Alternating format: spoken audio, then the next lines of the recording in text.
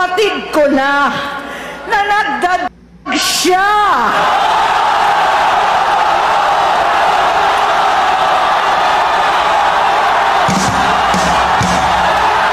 Nalaman ko at ng pamilya, nalaman ng pamilya, seryoso ito.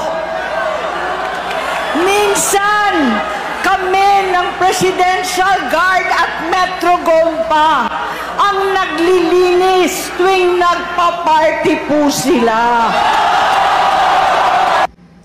Eto na nga. Believe na ako sa'yo, Senator Amy Marcos, hindi na kita tatawaging mangga. Bakit?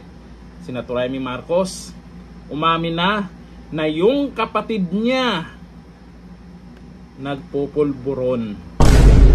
Yung kapatid niya totoong nagaganon.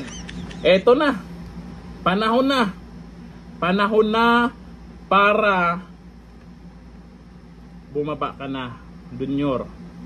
Kapatid mo na nagsalita. Alam nga naman nagsisinungaling to. Yung mga Marcos loyalist, tunaw na. Wala na. Eto na ang pinakahihintay natin. Nakaraan tinatawag pa naming mangga. Pero ito pinabilib ako ni Senator Amy Marcos. Sa lahat ng mga pasabog niya, eto ang pinakamatindi, pinakamaselan. Diyan mismo sa INC rally. Hindi lang Pilipinas nanonood yan, mga OFW at yung ibang bansa binabalita na. Live na live ngayon lang kakapasok. Inamin niya. Tapos na. Ano na? Kaya pa ba? Ang tanong ko, meron pa bang Marcos loyalista? Nga. Akalain mo ba naman? May mga binanggit na pangalan. Kung sino-sino yung kasama. Si Lisa, ang cute nating first lady, malamang kasama. Kaya naman pala galit na galit sa mga Duterte itong mga to. Kaya naman pala yung desisyon ay mukhang hindi natin alam kung ano talaga. Kaya naman pala minsan pag tinatanong ng media, hindi natin alam kung tama yung sagot niya. O eto, Auntie Claire, ang galing mo sa ganyan, ang galing mo sa palusot, ang galing mo sa paliwanag kung totoo ba o hindi. Malabo talaga na nagsisinungaling dyan si Senator Amy Marcos. Alam nga naman, kapatid niya, magsasabi siya ng ganyan. Kapatid niya, magsisinungaling siya para sa masiselang bagay na yan. Duda pa lang ng karamihan. Kasi dung unang nilabas na video ay sabi ay AI daw yon, yung nakikita ganon. Tapos hindi may piliwanag ganon. Tapos takot magpa-test.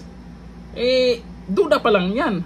Pero dahil dito, nako, matapos kay Saldico, dinagdagan pa ni Senator Amy Marcos, pangalawang araw pa lang na rally ng INC.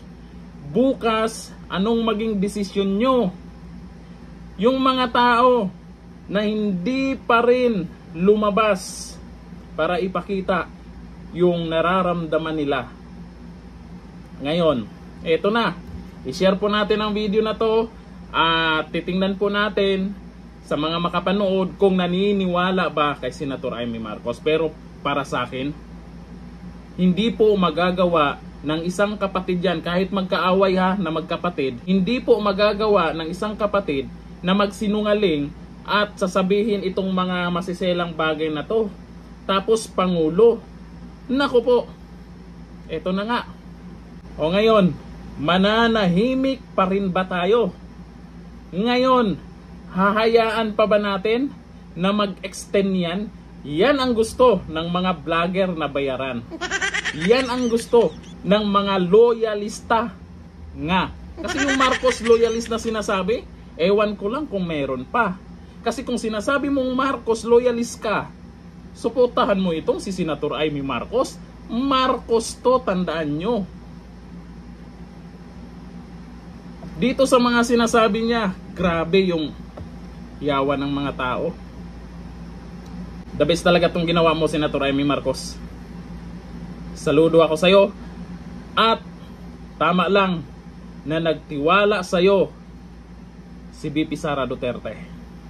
Tama lang na may mga Duterte supporters pa rin na nagtiwala sa'yo. Maliban sa iba, maliban ako. Hindi po ako nagtiwala sa kanya nung eleksyon. Kasi Marcos pa rin eh. Hindi natin maisip na magagawa niya to. Kayo naisip ba niya naisip nyo ba na magagawa niya to? Naku po. Tindi to. Ngayon, ano na? Mag-ingay na. Hanggang dito lang. Thank you. Bye-bye.